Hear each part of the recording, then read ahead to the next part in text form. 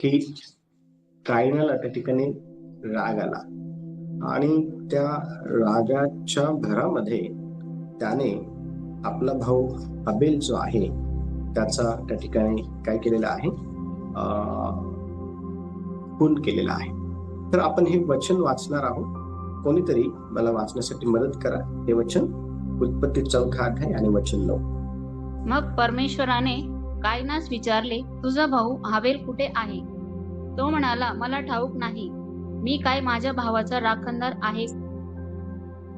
Very good. आता बघा, या ठिकाणी आपण पाहतो वचन 9 मध्ये असं म्हटलेलं आहे की परमेश्वर देवाने कायनाला विचारलं की तुझा भाऊ हाबेल हा कुठं आहे. आणि हा प्रश्न परमेश्वर देवाने कायनाला केव्हा विचारला माहिती का? ज्या वेळेला त्याने आपला भाऊ हाबेल याचा वध करून चुकला होता त्यावेळेला. आणि कायनाने त्या ठिकाणी परमेश्वर देवाला जे उत्तर दिलं ते उत्तर आज आपण समजून घेणार आहोत. किंवा कायनाने जे काही परमेश्वराला सांगितलं ते आज आपण काय करणार आहोत, शिकणार आहोत. आणि तो त्या ठिकाणी म्हणत आहे, मी माझ्या भावाचा राखणदार आहे का? आता लक्ष द्या, आज पण आपल्याला हे समजून घेणं गरजेचं आहे की आपण आपल्या भावाचे किंवा आपले जे प्रियजन आहेत त्यांचे किंवा प्रभूमध्ये आपण जे एकमेकांचे अवयव आहेत त्यांचं आपण राखणदार आहोत का किंवा संरक्षण करणारे आहोत का? हा प्रश्न आपण आपल्या स्वतःला विचारणं गरजेचं आहे. आणि ज्या वेळेला आपण हा प्रश्न आपल्या स्वतःला विचारू त्या वेळेला निश्चित अर्थाने आपल्याला एकमेकांची काळजी घेण्याकरता आणि एकमेकांना मदत करण्याकरता आपल्याला जे आहे ते खूप मोठं सहाय्य जे आहे ते आपल्याला होणार आहे. मग परमेश्वर देव ज्या वेळेला कायनाला ह्या ठिकाणी विचारत आहे की तुझा भाऊ हाबेल कुठं आहे, तर त्यावेळेला कायनाने अतिशय बेजबाबदार रीतीने परमेश्वर देवाला हे सांगितलेलं आपल्याला पाहायला भेटतं. आज आपण ह्या जगामध्ये राहत असताना आपली एकमेकांप्रती जबाबदारी काय आहे हे समजून घेणं फार गरजेचं आहे. आणि कायनाला जर त्याच्या भावाप्रती त्याची जी काही जबाबदारी काय आहे हे जर कळालं असतं तर त्या ठिकाणी त्याने आपला भाऊ हाबेल ह्याचा जो वध आहे किंवा ह्याचा जो खून आहे तो त्याने त्या ठिकाणी केला नसता. आपण या ठिकाणी हे पाहत आहोत की काईन हा त्या ठिकाणी त्याच्या भावाप्रती असलेली जी काही जबाबदारी आहे ती समजण्यामध्ये नाकाम राहिला असल्या कारणामुळं त्याच्याकडनं ह्या सर्व गोष्टी घडलेल्या असलेल्या आपल्याला पाहायला भेटतात. मग आपण देखील आज वर्तमान समयामध्ये राहत असताना आपली एकमेकांप्रती जबाबदारी काय आहे हे आपल्याला समजून घेणं फार गरजेचं आहे. जर आपण आपली एकमेकांप्रती असलेली जी जबाबदारी काय आहे हे जर समजून घेतलं नाही तर आपले एकमेकांबरोबर वादविवाद होऊ शकतात.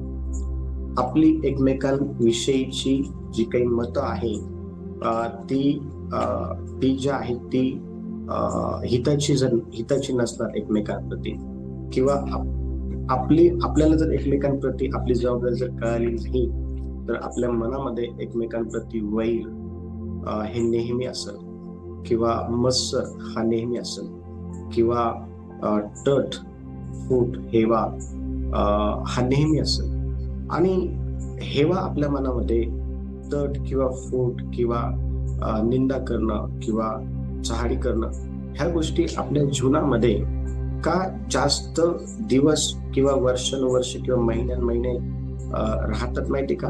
कारण आपल्याला खऱ्या अर्थाने एकमेकांप्रती आपली जी काही जबाबदारी आहे ती कळालेली नसते. आणि म्हणून ह्या सर्व गोष्टी आपल्या जीवनामध्ये महिने राहून आपण त्या व्यक्तीप्रती जे आहे ना ते प्रेमळ नसतो किंवा त्या व्यक्तीप्रती आपण जे आहे ते दयाळू नसतो, कळवळ्याने भरलेलो नसतो, आपण त्याला क्षमा केलेली नसते. लक्ष द्या, आज आपण एकमेकांप्रती आपली जी काही जबाबदारी आहे ती काय आहे हे समजून घेण्यामध्ये बऱ्याच गोष्टी आपण शिकणार आहोत. पण पहिली गोष्ट आपण लिहिणार आहोत, आपण एकमेकांवरती प्रेम केलं पाहिजे. देवाचे लेकरे या नात्याने आपली एकमेकांप्रती जबाबदारी काय आहे त्यातला पहिला जो सब मुद्दा आहे तो आहे आपण एकमेकांवरती प्रीती केली पाहिजे. ठीक आहे. आणि मग पवित्र शास्त्र ज्यावेळेला आपण वाचतो, योहानाचं पुस्तक आपण काढणार आहोत 13वा अध्याय, योहानाचं पुस्तक 13वा अध्याय आणि त्याचं 34 आणि 35 वचन आपण वाचणार आहोत. आणि ह्या ठिकाणी येशूने कोणती आज्ञा जी आहे ती दिलेली आहे ते आपण शिकणार आहोत. आणि कोणीतरी मला वाचण्यासाठी मदत करा. मी तुम्हास नवी आज्ञा देतो की तुम्ही एकमेकांवर प्रीती करावी. जशी मी तुम्हावर प्रीती केली तशी तुम्हीही एकमेकांवर प्रीती करावी. तुमची एकमेकांवर प्रीती असली म्हणजे त्यावरून सर्व ओळखतील की तुम्ही माझे शिष्य आहात. Very good. आता ह्या ठिकाणी आपण पाहतो की आपली एकमेकांप्रती जबाबदारी काय आहे.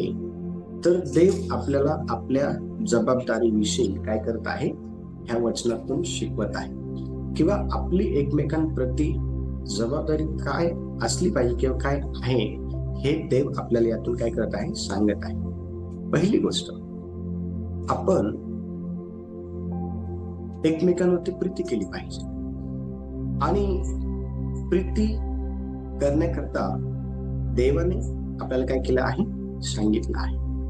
आणि अनेक वेळा आपण एकमेकांवरती प्रीती करत नसल्या कारणामुळं आपल्या मनामध्ये एकमेकांविषयी खूप राग असतो, किंवा आपण एकमेकांवरती प्रीती करत नसल्या कारणामुळं आपण एकमेकांवरती जळ फळतो.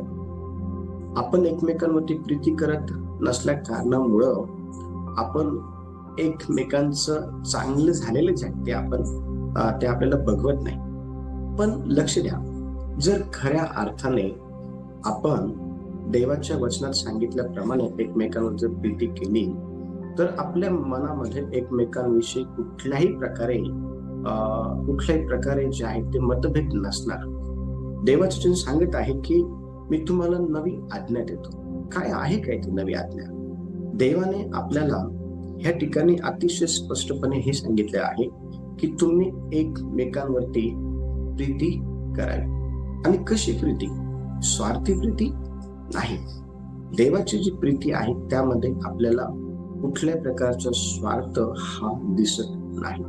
देवाने आपल्यावर निस्वार्थ प्रीती केली. देवाच्या निस्वार्थ प्रीतीविषयी जर आपल्याला आणखीन खोलवर जर जाणून घ्यायचं असेल तर आपल्याला योहानाचं पहिलं पत्र, दुसरं पत्र आणि तिसरं पत्र वाचणे गरजेचं आहे. आणि त्यातून आपल्याला खऱ्या अर्थाने कळल की देवाने आपल्यावर किती मोठी निस्वार्थ प्रीती केली आहे. देवाचं वचन योहानाचं पुस्तक 3रा अध्याय आणि 16व्या वचनामध्ये सांगते की देवाने जगावर इतकी मोठी प्रीती केली की त्याने आपला एकुलता एक पुत्र राखून न ठेवता तो देऊन टाकला. लक्ष द्या, जर देव आपल्यावरती निस्वार्थ प्रीती करतो तर आपण देखील एकमेकांवरती निस्वार्थ प्रीती केली पाहिजे. ही आपली पहिली जबाबदारी आहे. आणि प्रीती ही आपण त्याच लोकांवरती करतो जे आपल्या बरोबर चांगलं वागतात. पण देवाची प्रीती अशी नाही आहे. देवाची प्रीती ही सर्वांसाठी आहे. मग आपली जी प्रीती आहे ती देखील आपण सर्वांसाठी दाखवणं किंवा सर्वांसाठी असणं गरजेचं आहे. मग पहिली गोष्ट, आपण एकमेकांवरती प्रीती केली पाहिजे. योहानाचं पुस्तक 15वा अध्याय त्याचं 12 वचन आणि 17 वचन पहा काय म्हणत आहे. योहानाचं पुस्तक 15वा अध्याय वचन 12 आणि वचन 17 पहा. जशी मी तुम्हावर प्रीती केली तशी तुम्ही एकमेकांवर प्रीती करावी अशी माझी आज्ञा आहे. तुम्ही एकमेकांवर प्रीती करावी म्हणून मी तुम्हाला या आज्ञा करतो. Very good. बघा, देवाची इच्छा काय आहे? देवाची इच्छा ही आहे की आपल्याला आपली जबाबदारी समजावी. आणि आपली जबाबदारी काय आहे माहिती का? हे ह्या वचनातून आपल्याला समजतं. आपली जबाबदारी ही आहे की आपण सर्वांवरती प्रीती केली पाहिजे. तुमचे एकमेकांबरोबर जर वाद असेल, तुमचं एकमेकांबरोबर जर वाद असतील, तर ते वाद ह्या दिवसांमध्ये तुम्ही एकमेकांवर प्रीती केल्याच्या द्वारे ते सॉल्व्ह केले पाहिजे. पण वर्षानुवर्ष, महिने तुमचे वाद हे जर असेच चालू राहिले तर त्यामध्ये नुकसान हे तुमचं आहे. आणि नुकसान हे होऊ नये यासाठी तुम्ही एकत्र येऊन तुमचे आपसात असलेले जे काही वाद आहे ते मिटवणं गरजेचं आहे. आणि त्यातून तुम्ही एकमेकांवरती प्रीती करण्याचा मार्ग जो आहे तो तुम्ही शोधला पाहिजे, काढला पाहिजे. जर ही गोष्ट कायनाला कळाली असती तर कायनाने त्या ठिकाणी आपला भाऊ हाबेल ह्याचा वध केला नसता, किंवा कायनाचं आपला भाऊ हाबेल ह्याचं जे अर्पण आहे ते परमेश्वराने मान्य केल्यामुळं त्याचं तोंड उतरलं नसतं. अनेक वेळा आपण ह्या जगामध्ये राहत असताना आपल्या बरोबर देखील अशा प्रकारच्या गोष्टी ज्या आहे, अशा प्रकारच्या गोष्टी आपल्याकडनं देखील होऊ शकतात. हे आपण टाळू शकत नाही, वध होऊ शकत नाही, पण आपण त्याच्याप्रती आपण बोलू शकत नाही. एकमेकांवर आपण बोलत नाही, किंवा आपण एकमेकांचा तिरस्कार करतो, किंवा आपण एकमेकांना आपल्या नजरेसमोर पण जे आहे ते आपण काय करत नाही, त्याने असावं हे आपल्याला आवडत नाही, किंवा आपण त्या व्यक्तीप्रती, तो आपल्या समोर असो किंवा मागं असो, नेहमी आपण त्या व्यक्तीप्रती निगेटिव्हच काय करत असतो, बोलत असतो. म्हणजे हे एक वध केल्यासारखंच आहे. आणि म्हणून ह्या दिवसांमध्ये आपल्याला आपली जबाबदारी कळणं फार गरजेचं आहे. आणि आपली जबाबदारी काय आहे तर आपण एकमेकांवरती प्रीती केली पाहिजे या दिवसांमध्ये. दुसरी गोष्ट आपण पाहणार आहोत ती ही की पौलाने एकमेकांवरती प्रीती करण्याविषयी शिकवलं. पहिली गोष्ट, एकमेकांवरती प्रीती करण्याविषयी येशूने शिकवलं. दुसरी गोष्ट, एकमेकांवरती प्रीती करण्याविषयी पौलाने शिकवलं. आणि आपण यावेळेला 1 थेसलोनिक 4 अध्याय आणि 4 आणि 9 आपण वाचणार आहोत. 1 थेसलोनिक 4 अध्याय आणि त्याचं 4 आणि 9 वचन पहा. 4 अध्याय आणि 9 वचन.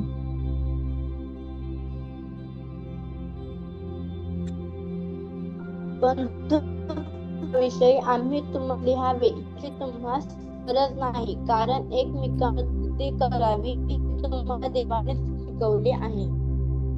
Very good. या ठिकाणी संत पौल हा थेसलोनिका मंडळीला पत्र लिहित आहे.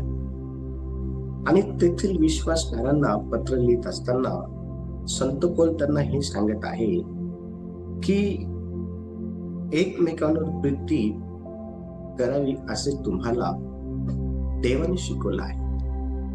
लक्ष द्या, देवाची शिकवण ही एकमेकांवर प्रीती करण्याविषयी आपल्याला अनेक गोष्टी शिकवते. आणि ही गोष्ट तेथील विश्वासणाऱ्यांना कळावी आणि त्यांनी त्या प्रकारे एकमेकांवरती प्रीती करावी या अनुषंगाने या ठिकाणी संत पौल त्यांना काय करत आहे, ह्या पत्रातून सांगत आहे, शिकवत आहे. आता आपल्याला देखील हे समजणं गरजेचं आहे, कारण जगामध्ये राहत असताना आपल्या समोर अनेक चॅलेंजेस आहेत. जगामध्ये राहत असताना आपल्या समोर अनेक अशा गोष्टी येतात की ज्यांना आपल्याला फेस करावं लागतं. आणि त्यावेळेला आपल्याला निर्णय घ्यावा लागतो. आणि तो जो निर्णय आहे तो आपला बेजबाबदार अशा प्रकारचा नसून तो जबाबदार अशा प्रकारचा असावा या अनुषंगाने आपण जर कोणता निर्णय घेतला पाहिजे हे जर आपल्याला त्यावेळेला समजणं गरजेचं आहे, तर तो हा आहे की आपण एकमेकांना काय केली पाहिजे, प्रीती केली पाहिजे. का? कारण देवाने तुम्हाला निवडलं आहे आणि देव तुमच्याकडे ज्यावेळेस पाहतो त्यावेळेला देव तुमच्याकडं एक जबाबदार लेकरू या नात्याने पाहतो. मग आपण देवाने आपल्याला जी काही जबाबदारी दिली आहे एकमेकांवरती प्रीती करण्यासंदर्भाची, त्याला घेऊन आपण सतर्क असणं फार गरजेचं आहे. हा प्रश्न देवाने फक्त कायनालाच विचारला असं नाही, तर आज देखील हा प्रश्न देव आपल्याला विचारत आहे. आणि ह्या प्रश्नाचं उत्तर आपल्याकडे काय आहे? कायनाकडे ह्या प्रश्नाचं उत्तर हे होतं, मी काय माझ्या भावाचा राखणदार आहे का? आपल्याकडे काय उत्तर आहे? आपल्याकडे उत्तर हे आहे का, तिने मला बरं वाईट म्हटलं म्हणून मी तिच्यावरती प्रीती करत नाही, म्हणून मी त्याच्यावरती प्रीती करत नाही.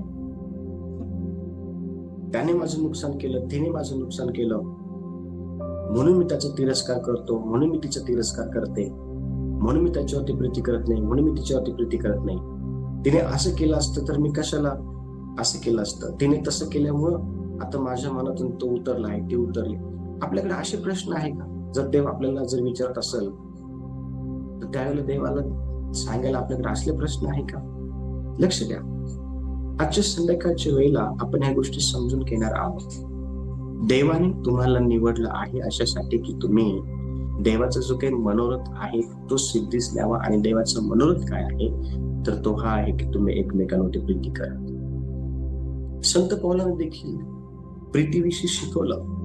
1 पेत्र 1 आणि 22 वचन जेव्हा आपण वाचतो त्या ठिकाणी संत पौल देखील म्हणतो की तुम्ही एकमेकांवरती प्रीती करा. ज्यावेळेला आपण योहानाचं पुस्तक 1 योहान 3 11 वचन जेव्हा आपण वाचतो त्या ठिकाणी योहान देखील म्हणतो की तुम्ही एकमेकांवरती प्रीती करा. देवाची प्रीती ही आपल्याला समजणं फार गरजेचं आहे. आणि ज्या व्यक्तीला हे कळतं तो व्यक्ती नेहमी एकमेकांवर प्रीती करतो. प्रीती बघा कशी आहे. 1 योहान काढू आपण पहिले करेंट काढूया 13वा अध्याय आणि प्रीती बघ कशी प्रीती आपण केली पाहिजे. 1 करेंट 13वा अध्याय आपण काढू आणि त्याचं 4थ्या वचनापासून आपण वाचणार आहोत. कशी प्रीती आपण केली पाहिजे. प्रीती सहनशील आहे, परोपकारी आहे, प्रीती हेवा करीत नाही, ती बढाई मारत नाही, फुगत नाही, ती गैरशिस्त वागत नाही, स्वार्थ पाहत नाही, चिडत नाही, उपकार करत नाही, ती अनितीत नाही, तर सत्यासंबंधी आनंद मानते, ती सर्व काही सहन करते, सर्व काही खरे मानण्यास सिद्ध असते, सर्वांची आशा धरते, सर्व संबंधाने धीर धरते, प्रीती कधीनंतर येस थँक्यू. कशी प्रीती पाहिजे.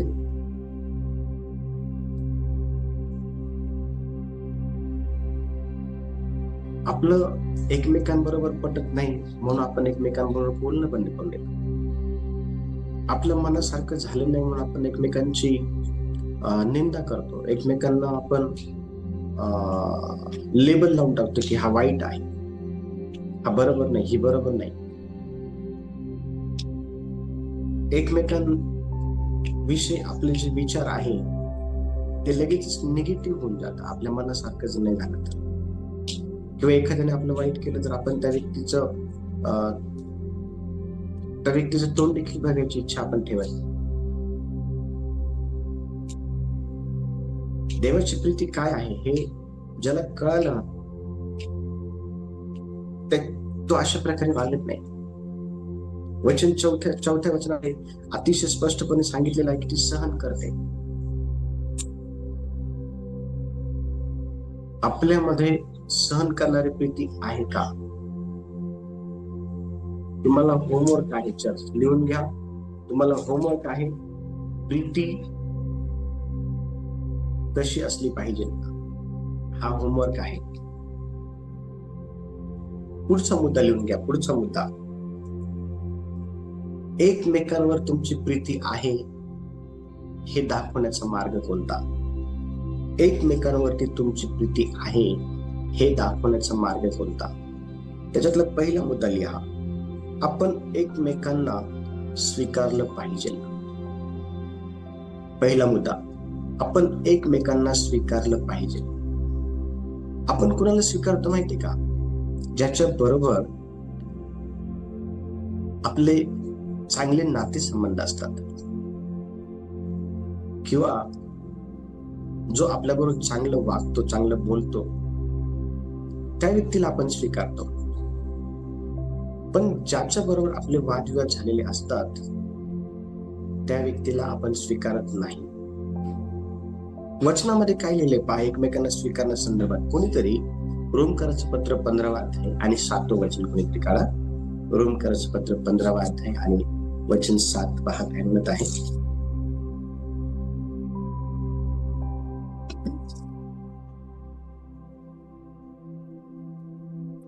म्हणून देवाच्या ख्रिस्ताने तुमचा आमचा स्वीकार केला तसा तुम्ही एकमेकांचा स्वीकार करा.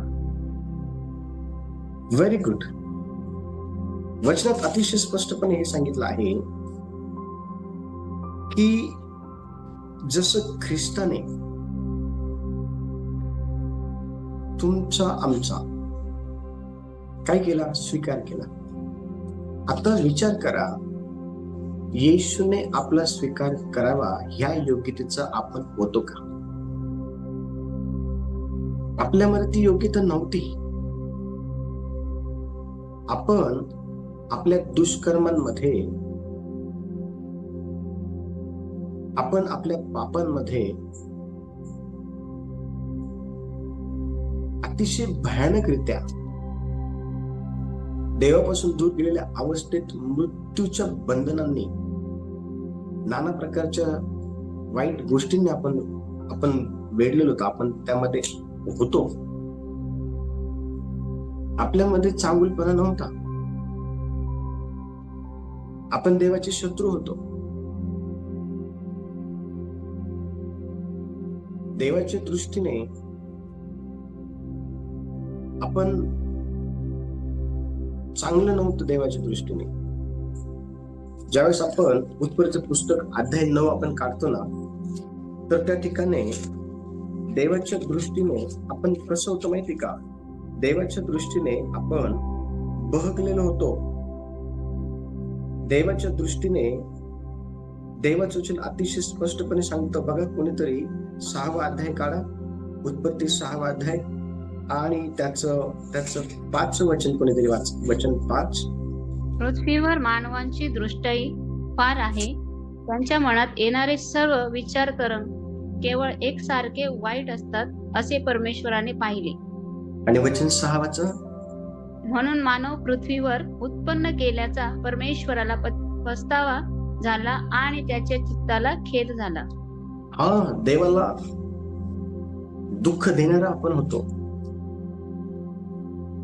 आपण आपल्या मनामध्ये येणाऱ्या जे काही विचार आहे ना, ते एक सतत वाईट होतं. वाईट देवाच्या दृष्टीमध्ये आपण चांगलं नव्हतो. तरीही देवाने आपला स्वीकार केला. तरीही देवाने आपला स्वीकार केला. मग काय आपण इतरांचा स्वीकार करू शकत नाही? देवाने आपल्यावरती प्रीती केली, सर्व गोष्टी क्षमा करून. मग काय आपण इतरांना क्षमा करून त्याच्यावरती प्रीती करू शकत नाही?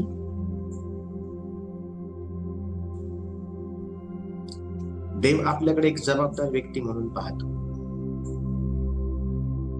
आणि तुम्ही त्या जबाबदारीला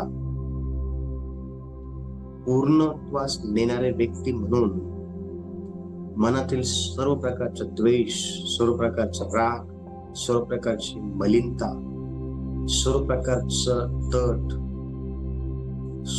जे काही झालं असेल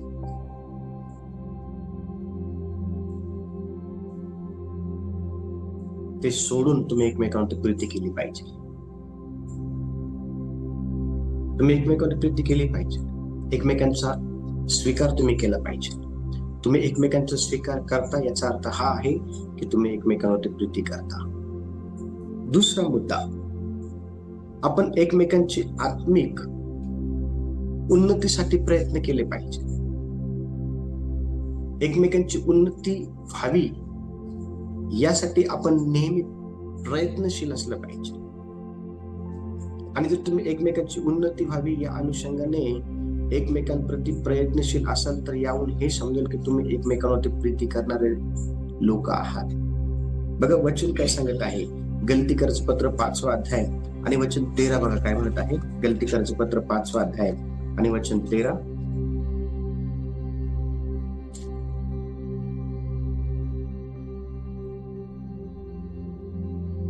बंधुजन हो, तुम्हाला स्वतंत्रतेकरिता पाचारण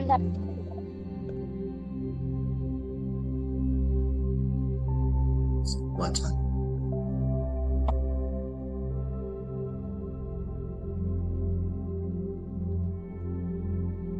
प्रत्येकदा वाचा कोणतरी.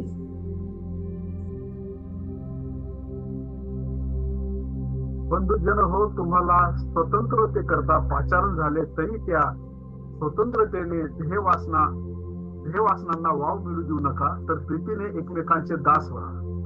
Very good. देवाने आपल्याला का निवडलं आहे?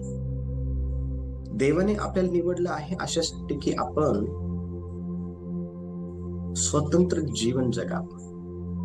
आपल्याला स्वतंत्रतेची आवश्यकता कोणत्या गोष्टींपासून आहे तर ह्या वचनामध्ये लिहिलं आहे की देहाच्या वासनांपासून. देहाच्या वासना काय आहे आपण बघितलं. गलतीकरचं पत्र 5वा अध्याय आणि त्याचं ज्या वेळेला आपण 18, 19, 20 आणि 21 वचन वाचणार त्या ठिकाणी आपल्याला देहाच्या वासनांची लिस्ट आहे. पवित्र शास्त्रामध्ये अशी अनेक वचन आहेत, त्या ठिकाणी आपल्याला देहाच्या वासनांची लिस्ट पाहायला भेटते. देवाची इच्छा आहे की तुम्ही ह्या सर्व गोष्टींमधून स्वतंत्र झालं पाहिजे. चार कर्मापासून, अशुद्धपणापासून, कामतुरपणापासून, मूर्तिपूजेपासून, चेटूक, वैर, कलह, मत्सर, राग, तड, फुटी, पक्षभेद, हेवा, खून, दारूबाजी, रगीलपणा आणि अशाच इतर अनेक गोष्टी आहेत. ह्या आपल्या अंतःकरणामध्ये असायला नको आहे. ह्या गोष्टींमधून तुम्ही स्वतंत्र झाले पाहिजे. ह्या गोष्टी जर आपल्या अंतःकरणामध्ये आहे तर आपल्याला एकमेकांवरती प्रीती करता येणार नाही, एकमेकांची उन्नती आपल्याला करता येणार नाही. उदाहरणार्थ जर अनिता ताईंनी खूप सुंदर घर बांधलं आहे आणि त्यांनी मला त्यांच्या घरी त्यांच्या घराच्या समर्पणाच्या प्रार्थनेकरता बोललो आणि मी गेलो आणि त्यांना मला घर दाखवलं. त्यांनी मला पूर्ण घर दाखवलं. आता त्यांनी सुंदर घर बांधलेलं आहे तर त्या घराचा हेवा हा मला मुळीच यायला नको आहे. कारण ह्या हेव्यामुळं त्यांच्याविषयी माझ्या मनामध्ये कधीच चांगला विचार जो आहे ते येत नाही. किंवा उदाहरणार्थ जर ब्रदर सुभाष यांनी जर चांगली सुंदरशी गाडी घेतली आहे आणि त्या गाडीचे पेढे त्यांनी मला आणून दिले, ती गाडीचं एक चक्कर मारण्यासाठी त्यांनी मला चावी दिली, मी चक्कर मारून आलो, तर त्या गाडीचा मला हेवा जो आहे ना मुळीच मला येऊ नये. कारण तो हेवा मला बरोबरी करायला लावतो त्यांची, त्यांना खाली दाखवण्याच्या अनुषंगाने. आणि म्हणून देव म्हणतो की तुम्हाला स्वतंत्रता करता पाचारण केलेलं आहे, तुम्हाला निवडलेलं आहे यासाठी की तुम्ही ह्या सर्व प्रकारच्या देहाच्या वासनेतून सुटावं आणि तुम्ही एकमेकांची उन्नती करावी. जर कोणी जर हेवा करत असेल आणि तुमच्यामध्ये जर हेवा नसेल तर तुम्हाला त्या व्यक्तीला हे सांगणं सोपं जाईल की हेवा करणं हे चुकीचं आहे. जर तुमच्यामध्ये एखाद्या व्यक्तीविषयी मत्सर नसेल आणि दुसऱ्या व्यक्तीमध्ये जर एका व्यक्तीप्रती मत्सर असेल, तर तुम्हाला त्या व्यक्तीला हे सांगणं सोपं जाईल की मत्सर करणं चुकीचं आहे. जर तुम्ही दारू पित नसाल आणि एखादा व्यक्ती दारू पिणार असेल, तर त्या व्यक्तीला तुम्हाला हे सांगणं अतिशय सोपं जाईल किंवा सहज जाईल की दारू पिणं चुकीचं आहे. लक्ष द्या चर्च, देवाने तुम्हाला यासाठी निवडलं आहे की तुम्ही एकमेकांची उन्नती करावी. तुमच्या घरामध्ये जर वादविवाद होत आहे, तर तुम्ही त्या व्यक्तीला त्या वादविवादातून बाहेर काढण्याच्या अनुषंगाने त्याच्यामध्ये असलेल्या ज्या काही चुकीच्या गोष्टी आहेत, ज्याला देहाच्या वासना म्हणतात, त्यातून बाहेर काढण्याकरता तुम्ही काय करतात? काय तुम्ही स्वतंत्र आहात का? स्वतंत्र असेल तर तुम्ही त्याला बाहेर काढू शकता. जर तुम्ही त्यापासून स्वतंत्र असाल तर तुम्हाला तुमच्या त्या व्यक्तीला बाहेर काढतो ना. तिसरा मुद्दा, आपण एकमेकांचे ओझं व्हायला पाहिजे. तिसरा मुद्दा लिहा, आपण एकमेकांचं ओझं व्हायला पाहिजे. ओझं काय आहे? गलतीकरचं पत्र 6 अध्याय 1 आणि 2 वचन पहा. काय म्हणतात ठिकाणी? गलतीकरचं पत्र 6 अध्याय 1 आणि 2 वचन.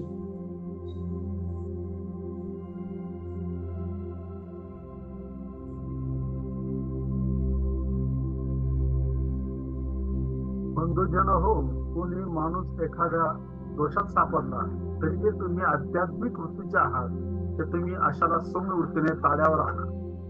तुम्ही परीक्षेत पडू नये म्हणून स्वतःकडे लक्ष द्या. एकमेकांची ओझी व्हा, म्हणजे तुम्ही ख्रिस्ताचा नियम पूर्ण करा. Very good. काय म्हटल्या ठिकाणी, एखादा व्यक्ती जर कोणत्या दोषामध्ये आढळला तर त्या व्यक्तीला टॉर्चर करू नका, त्या व्यक्तीला बरं वाईट म्हणू नका. त्या व्यक्तीला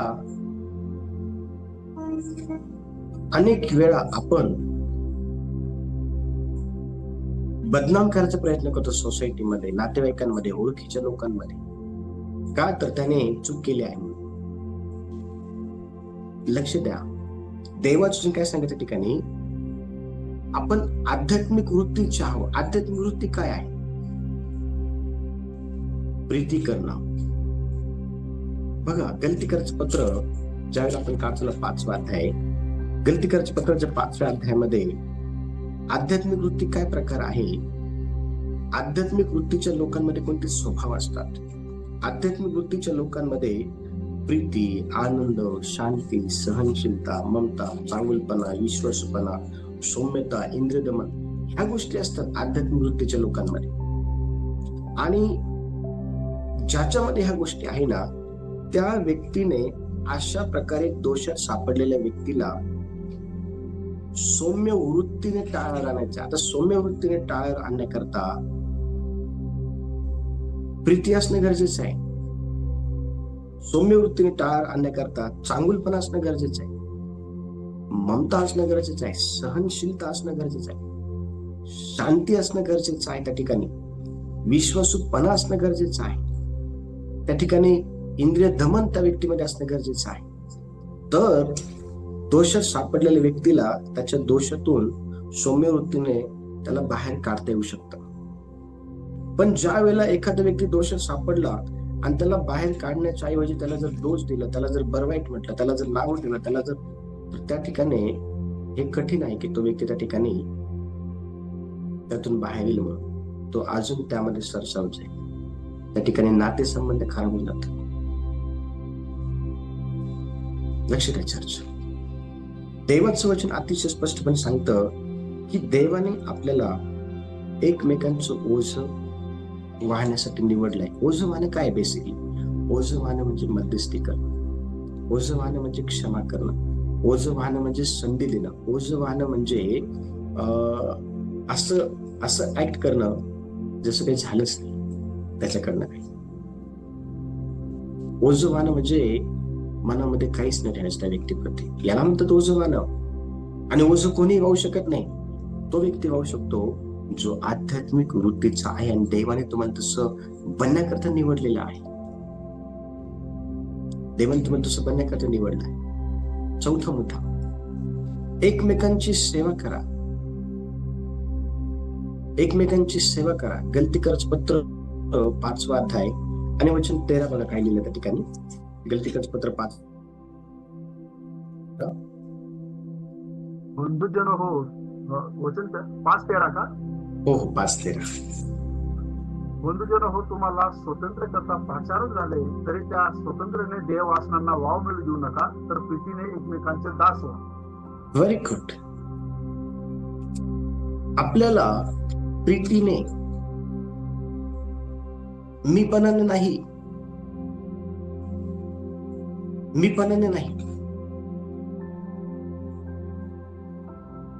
आपल्याला प्रीतीने एकमेकांची सेवा करायची आहे.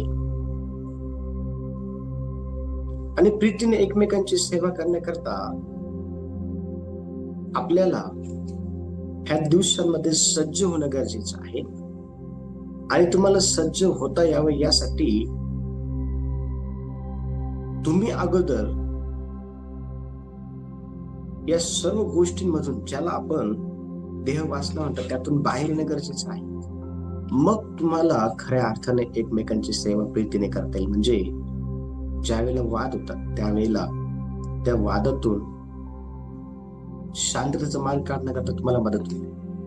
ज्यावेळेला एखादा व्यक्ती दोषामध्ये सापडतो त्यावेळेला त्या व्यक्तीला त्याचा दोष सौम्यतेने दाखवून त्याला त्याची जाणीव करून तो क्षमा मागण्याच्या त्या लेवल पर्यंत येईल आणि त्यातून बाहेर येईल. ह्या स्टेज पर्यंत तुम्हाला यावं लागेल ना ह्या गोष्टी करण्याकरता. आणि म्हणजे लक्ष द्या, एकमेकांची सेवा करण्यासाठी देवाने तुम्हाला निवडलेलं आहे. 5वा मुद्दा आहे, आपण एकमेकांना क्षमा केलं पाहिजे. काय मनामध्ये कटुता असेल काढून टाका. तुम्हाला माहिती का, जगामध्ये आतापर्यंत सर्वात भयानक असं पाप जर कोणतं घडलेलं असेल तर ते आहे येशूचं वधस्तंभावरती मरण. तो निर्दोष होता, निष्कलंक होता, तरी पण त्याला वधस्तंभावरती लोकांनी खेळलं. हे एक सर्वात मोठं पाप आहे. आणि तुम्हाला माहितीये का, जगात सर्वात चांगली गोष्ट जर कोणती घडली, सगळ्यात चांगली गोष्ट जर कोणती घडलेली आहे तर ती ही आहे येशूचं वधस्तंभावरचं मरण. जर येशू वधस्तंभावरती मेला नसता तर आपल्याला पापांची क्षमा मिळाली नसते, आपल्याला तारण मिळालं नसतं. मला तुम्हाला हे शिकवायचं आहे, आपण एकमेकांना क्षमा केली पाहिजे. मनामध्ये कटुपणा ठेवू नका. येशू वधस्तंभावरती असताना त्यांनी परमेश्वर पित्याकडे ही प्रार्थना केली की हे पित्या, यांना क्षमा कर, कारण हे काय करतायत त्यांना कळत नाही. एवढं वाईट लोकांनी त्याच्यावर केलेलं असताना देखील त्याच्या हृदयामध्ये त्या लोकांप्रती बघा विचार कसे आहे क्षमेचे. स्टेफनाला दगडमार करत असताना 7व्या अध्यायामध्ये प्रेषणच्या पुस्तकांच्या त्यांनी परमेश्वर देवाकडे प्रार्थना केली. त्याची प्रार्थना काय होती माहिती का, हे पित्या, हे पाप यांच्याकडे मोजू नको.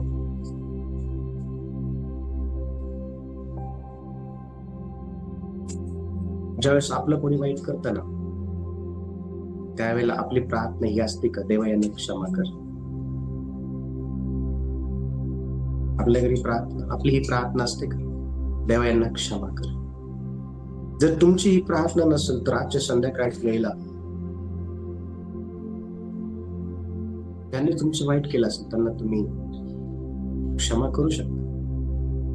तुम्ही म्हणू शकता देवाला, देवा यांनी माझं वाईट केलं, यांना क्षमा कर आणि मला देखील क्षमा करता यावी. हे हृदय मला देव देईल, ते हृदय आपल्याला देव ते हृदय आपल्याला. 6वा मुद्दा लिहून घ्या, आपण एकमेकांसमोर नम्र राहा. देवाने आपल्याला एकमेकांसोबत नम्र राहण्यासाठी नम्रतेने राहण्यासाठी निवडलेलं आहे. इफिसकराचं पत्र 5वा अध्याय आणि वचन 21 ज्यावेळेस आपण वाचतो त्या ठिकाणी इफिसकराच्या मंडळीला पत्र लिहित असताना संत पौल म्हणतो, तुम्ही नम्र चित्त एकमेकांशी राहणं फार गरजेचं आहे. 7वा जो मुद्दा आहे तो हा आहे, आपण एकमेकांना प्रोत्साहन दिलं पाहिजे. एकमेकांना आपण प्रोत्साहन दिलं पाहिजे. इब्री लोकांचं पत्र 3रा अध्याय आणि 12 ते 13 वचन जेव्हा आपण वाचतो त्या ठिकाणी इब्री लोकांचा जो लेखक आहे तो अज्ञात आहे, पण अनेक वेळा काही पॉलस असं म्हणतात की त्याची जी लेखणी आहे ती संत पौलाच्या लेखणीला मिळती जुळती आहे, तर तिचा लेखक संत पण असू शकतो. लेखक कोण आहे माहिती नाही, परंतु इब्री पत्राचा जो लेखक आहे तो असं म्हणतो की तुम्ही एकमेकांना प्रोत्साहन दिलं पाहिजे. एकमेकांना प्रोत्साहन दिलं पाहिजे. आपण एकमेकांना प्रोत्साहन देणारे लोक आहोत का?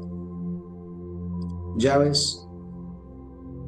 न आवडत्या गोष्टी घडतात त्यावेळेला आपण त्या ठिकाणी कोणती भूमिका घेतो? दोष देण्याची, प्रोत्साहन देण्याची? दोष देण्याची का प्रोत्साहन देण्याची? पुढचा मुद्दा आहे 8वा मुद्दा, एकमेकांचा विचार करा, फक्त स्वतःचाच विचार करू नका, दुसऱ्यांचा पण विचार करा. तुम्ही जसं हर्ट होता ना तसं दुसरं पण हर्ट होतं. तुम्हाला जसं वाईट वाटतं ना तसं दुसऱ्याला पण वाईट वाटतं. तुम्हाला जसं रडू येतं तसं दुसऱ्याला पण रडू येतं. दुसऱ्याच्या पण भावना आहेत. स्वतःच्याच भावनांचा विचार करू नका. तुमच्या भावना दुखवल्या जातात ना, दुसऱ्यांच्या पण दुखवल्या जातात. आणि म्हणून स्वतःचाच विचार करू नका. इब्री लोकांचं पत्र 10वा अध्याय आणि 24 ते 25 वचन आपण वाचून त्या ठिकाणी म्हटलं आहे की तुम्ही एकमेकांचा विचार करा. एकमेकांचा विचार करणं बेसिक काय म्हणते का? म्हणजे बेसिक काय म्हणते का? एकमेकांवरती प्रीती करा. शेवटचा मुद्दा आहे, आपण एकमेकांप्रती अतिथीशील राहायला पाहिजे. पाहुणचार करणार, एकमेकांचा पाहुणचार करणार. 1 पेत्र 4 अध्याय 8 ते 10 वचन आपण वाचतो ना, त्या ठिकाणी संत पौल म्हणतो की एकमेकांचा पाहुणचार करा. याला म्हणतात खऱ्या अर्थाने राखण करणं, रक्षण करणं. याला म्हणतात खऱ्या अर्थाने आपल्या भावाप्रती, आपल्या बहिणीप्रती आपली जबाबदारी पार पाडणं. याला म्हणतात खऱ्या अर्थाने एकमेकांची काळजी घेणं, एकमेकांना प्रीती करणं. आपण आपल्या स्वतःचा आत्मपरीक्षण आजच्या संध्याकाळच्या वेळेला करणार आहोत आणि आपण आपल्या स्वतःला हे विचारणार आहोत, काय मी माझ्या भावाचा, बहिणीचा प्रभूमध्ये राखणदार आहे का? जबाबदार आहे? तर मग काय केलं पाहिजे आपण? हे तुम्हाला सर्वांना शिकवलं आहे. देवा या वचनाद्वारे सर्वांना आशीर्वाद. यावेळेला आपण आपले डोळे बंद करू आणि आपण प्रार्थना करू. सर्वजण आपण आपले डोळे बंद